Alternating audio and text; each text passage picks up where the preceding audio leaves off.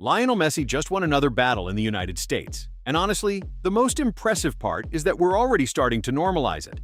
Inter Miami is coming off the highest glory in MLS with the 2025 MLS Cup, but what happened yesterday was the kind of chapter that forces you to stop and say, no, this isn't normal. Because while a lot of people are still repeating the joke that Messi went to Miami to retire, to walk on the beach, and to live quietly, he keeps doing the same thing he's been doing for 2 decades at the highest level. Showing up when the match is going sideways, changing the story with one play, and sending a clear message. Whoever wins on social media, on the field, he's the one in charge. Yesterday, in the Florida Classico against Orlando City, Inter Miami was down 2-0. 2-0. Away game, a heated atmosphere, a confident rival, and the season barely getting started with extra noise on top because Miami was coming off a previous loss. It was the perfect setup for the usual talk to come out. See, it wasn't that big a deal. They're finished. It was all marketing. And then what happens when Messi decides he doesn't like the script happened. He broke it. Inter Miami ended up winning 4-2 in Orlando, with Messi signing off on a brace and closing the match with a free kick in the 91st minute that was way more than just a pretty goal. That free kick was his 70th direct free kick goal of his career. 70. A number that sounds exaggerated, but it's there, recorded, solid, real. 70 times in official matches, with the ball still, with a wall, with the goalkeeper ready, with the whole world knowing what's coming. And still, the ball goes in. That's the difference between being good and being Messi, when everyone knows what you're going to do, and they still can't stop you. And look, because the detail tells you everything. It's not like Messi scored that free kick when they were already cruising and the match was over. No, he scored it when the game was still loaded with tension, when they needed the final blow, when they had to seal the comeback and shut the stadium up. Those are the moments that separate players who have quality from players who have greatness. Messi doesn't just have quality, he has control of time.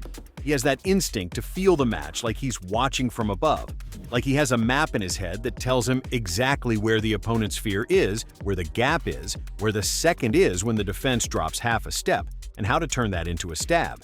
Yesterday it was like that. Inter Miami got up from 2-0, reorganized, found air, found rhythm, and when the match demanded the signature, Messi signed. On top of that, he did it with that attitude he almost never shows so directly. After the free kick, there was a gesture toward the opposing bench that went viral. And "do you want an autograph?" that sounded like pure swagger, but also like a message. Because even in a league where some want to treat him like an exhibition star, he plays like a competitor. He plays like a champion. He plays like someone who's not there to take a stroll. He's there to win. And that's why what happened yesterday isn't some random stat. It's one more piece of the same pattern that repeats throughout his career.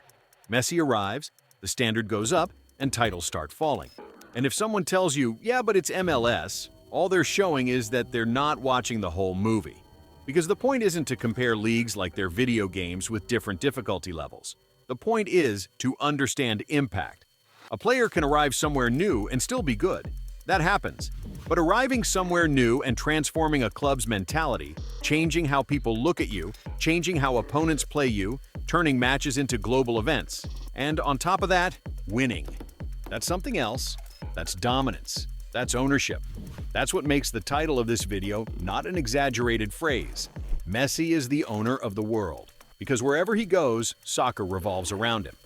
Inter Miami, before Messi, was a young club without a clear identity on the field, more associated with the project and the noise than with a heavy soccer history. They were down, directionless, with that feeling of a team that exists, but not a team that imposes. And then Messi arrives and changes everything. He changes the pace, he changes the confidence, he changes the standard, he changes the respect. Inter Miami didn't just start winning more, it started walking differently. It started playing with a different authority. Because when your captain is the guy who dominated Europe, who won everything at club level, who won the Copa America, who won the Finalissima, who won the World Cup, and who still stands on the field like time doesn't exist, your team catches it. Your teammates force themselves to rise to the level. Your rivals look at you differently. Your matches become must-watch appointments. And there's the ultimate proof that Messi didn't come to Miami to close the curtain. Inter Miami won the 2025 MLS Cup on December 6, 2025, 3-1 against the Vancouver Whitecaps, and Messi was the MVP of the final with 2 assists. He didn't just lift the most important trophy in the league, he did it as the brain of the match. And that title wasn't just another one. It was the first league title in the club's history, and it also meant Inter Miami's 4th trophy in this accelerated growth phase. That's what makes everything feel so unreal. Inter Miami went from being a team many people saw as a project to being a champion team, and Messi was the axis of that transformation. And the craziest part is that even after winning the MLS Cup, Messi didn't lower the emotional level. He didn't go into "that's it" mode. On the contrary, he started 2026 like there were still things to prove. And that's where what happened yesterday becomes even more powerful, because it wasn't a comfortable match. It was an uphill match. It was a match where the opponent hits first, where the stadium ignites, where the scoreboard forces you to take risks, where the margin for error becomes tiny. And in those contexts, there are players who disappear or panic. Messi doesn't. Messi organizes, Messi decides, Messi controls. Messi turns chaos into a chessboard and the chessboard into a victory. That's his real magic.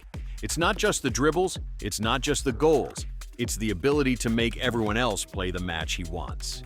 That's why his leadership doesn't look like the loud leadership of others. Messi doesn't need to shout. He doesn't need to put on a show. He doesn't need to pound his chest or point at anyone. He leads with the ball, with decision-making, with calm, with precision. The guy tells you, "Follow me," without speaking, because you see it on the field. When he's there, there's a way out. When he's there, there's hope. When he's there, there's a plan. And that kind of leadership is what builds champions. A lot of people reduce Messi to a highlights player, but his real story is structural impact. It happened at Barcelona. Barcelona was already big, sure, but Messi turned that greatness into a dynasty. With him, the expectation became, we're going for everything. And it wasn't a season or two. It was a whole era of dominance. And the most brutal part is that Messi won in different ways, with different versions of himself. The Messi of the false nine in 2011, surgical and lethal, wasn't the same Messi years later, when he had to carry the creative load, invent solutions, and still compete for everything. Coaches changed, teammates changed, systems changed, and Messi adapted. That's what people don't understand when they try to minimize him for having spent so many years at one club. It's not comfort, it's consistency at the top, which is the hardest thing in sports. And then came the national team, the most unfair part of the conversation for years. Argentina lived pain after pain. The 2014 World Cup, Copa America 2015, Copa America 2016. The pressure was insane. The noise was brutal. And still, Messi came back, insisted, and ended up closing the debate with the biggest narrative you can write in soccer. Copa America 2021, Finalissima 2022, and the 2022 World Cup. That World Cup was the final punctuation mark for anyone who still wanted to argue if he was missing something. He won it. He led it. He lived it. And when he lifted that cup, he completed soccer. So when he decided to go to MLS, some people treated it like an epilogue, like a farewell. But Messi didn't land in Miami as an ex-player. He landed as a world champion, as a leader, as someone who still has the fire burning. And he confirmed it with facts, titles, global impact, and now, starting 2026 with comebacks like yesterday's, with braces, with 90-minute free kicks, and with an absurd milestone like reaching 70 direct free kick goals. 70 direct free kicks in a career. And the best part is that number doesn't feel like the end. It feels like there's still more.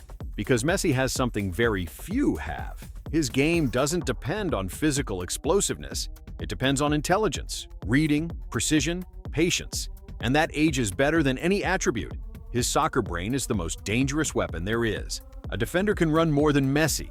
He can jump higher. He can fly into tackles harder. But he can't think soccer like Messi. He can't see the play 2 seconds earlier. He can't feel the match like it's in the palm of his hand. And that's why Messi keeps dominating, no matter the stage. Yesterday in Orlando, Inter Miami was losing 2-0 and ended up winning 4-2. That sentence alone tells you everything. And if you add that Messi scored a free kick at the end to seal it, reaching 70 in his career, you get a perfect image for this video. The world changes jerseys, changes stadiums, changes leagues, changes context. But the one who keeps deciding is Messi. And that's the reason people can't stop watching him. It's not just fandom. It's that you're watching history in real time.